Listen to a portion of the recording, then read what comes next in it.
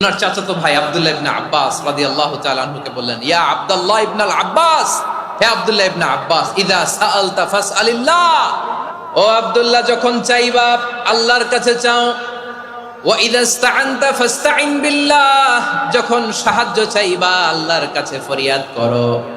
জেনে রেখো ও আব্দুল্লাহ, ওয়া আলাম আন্নাল উম্মাতা লাউ ইজতামাআত আলা আন ইয়ানফাউকা বিশাইইন লাম ইয়ানফাউকা ইল্লা বিশাইইন ক্বাদ কাতাবাহু আল্লাহু লাক।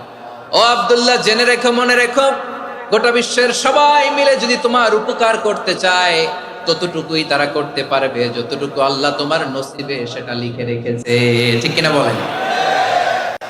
আর যদি গোটা বিশ্বের সবাই মিলে তোমার বিরুদ্ধে কনস্পাইরেসি করে, ষড়যন্ত্র করে, গোটা বিশ্বের সবাই মিলেও যদি তোমার ক্ষতি করতে চায় ততটুকুই শুধু পারবে যেটা আল্লাহ তোমার জন্য বরাদ্দ রেখেছে।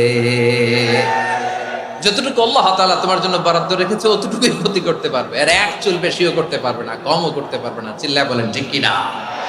এজন্য আমরা চাইবো কার কাছে? সবাই বলেন নাই, আওয়াজ করে বলেন কার কাছে? সব সময় আমরা